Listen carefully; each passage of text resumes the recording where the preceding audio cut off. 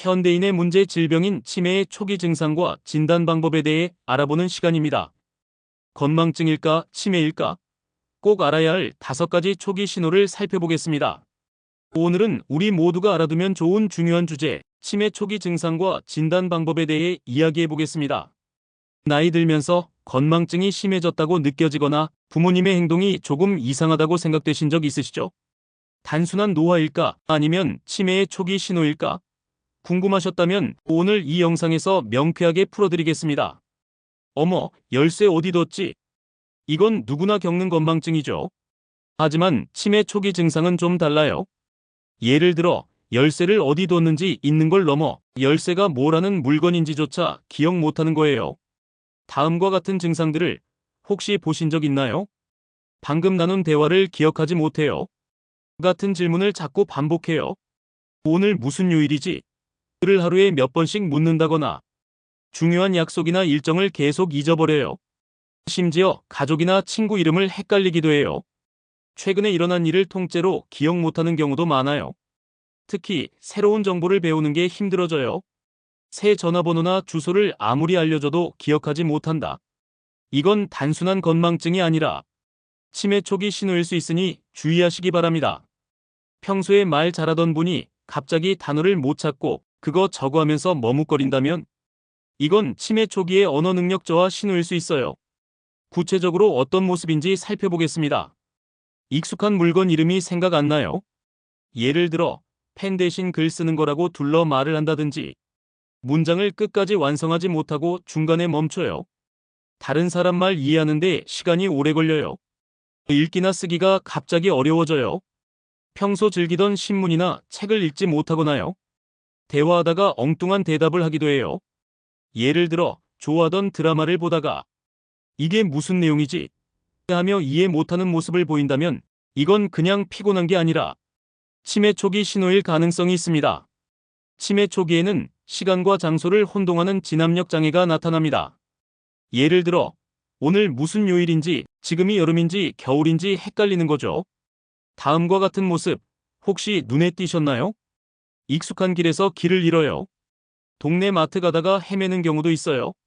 집안에서도 화장실이나 부엌 위치를 못 찾아요. 심지어 집에 있는데 집에 가고 싶다고 말하기도 해요. 특히 해가 질 때, 그러니까 일몰증후군 때문에 저녁에 증상이 더 심해질 수 있어요. 처음엔 가끔 혼동하다가 점점 더 자주 이런 일이 생긴다면 이건 꼭 체크해야 할 신호입니다.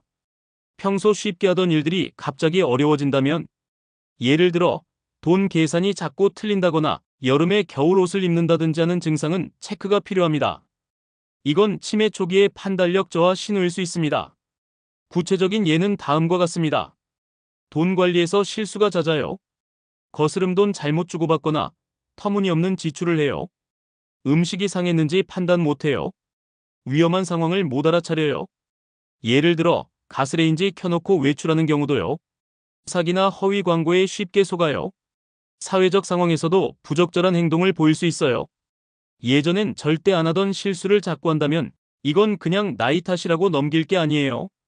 가족들이 엄마가 예전 같지 않아라고 느낄 때가 많아요. 평소 온순했던 분이 갑자기 화를 내거나 사교적이던 분이 사람을 피한다면 이건 심각한 치매 초기의 신호입니다. 어떤 변화가 있는지 살펴보겠습니다. 사소한 일에 과도하게 화를 내요. 이유 없이 우울하거나 슬퍼해요. 가족이 물건을 훔쳤다고 의심하는 등 의심이 많아져요. 무기력해지고 예전엔 좋아하던 취미 활동에 흥미를 잃어요. 개인위생을 소홀히 하거나 밤낮이 바뀌어서 밤에 잠을 안 자요. 특히 같은 행동을 반복하거나 밤에 배회하는 모습이 보인다면 가족 모두가 주의 깊게 관찰해야 합니다. 자, 이런 증상들이 보인다면 절대 그냥 넘기지 마세요. 조기 발견이 치매 관리의 핵심입니다. 지금부터 보호자가 할 일을 알려드리겠습니다. 1단계는 자세히 기록하는 것입니다. 증상이 언제부터 시작됐는지, 어떤 상황에서 더 심해지는지 메모하세요. 예를 들어, 저녁에 더 혼란스러워해요. 같은 디테일이 중요해요. 2단계로는 전문의를 반드시 찾아가시기 바랍니다. 신경과나 정신건강의학과 전문의를 방문하세요.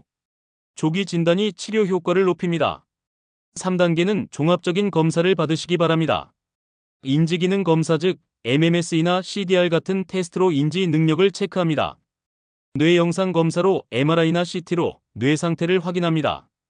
혈액 검사로 다른 원인 질환, 예를 들어 갑상선 문제나 비타민 결핍 같은 걸 확인합니다.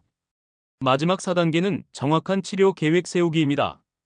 약물 치료와 함께 인지 훈련, 운동, 사회 활동을 병행하면 진행을 늦출 수 있습니다. 치매는 무서운 병이지만 조기에 발견하면 충분히 관리할 수 있습니다. 가족의 관심이 제일 중요하다는 거 잊지 마시기 바랍니다. 치매를 예방하려면 평소에 두뇌와 몸을 건강하게 유지하는 게 중요합니다.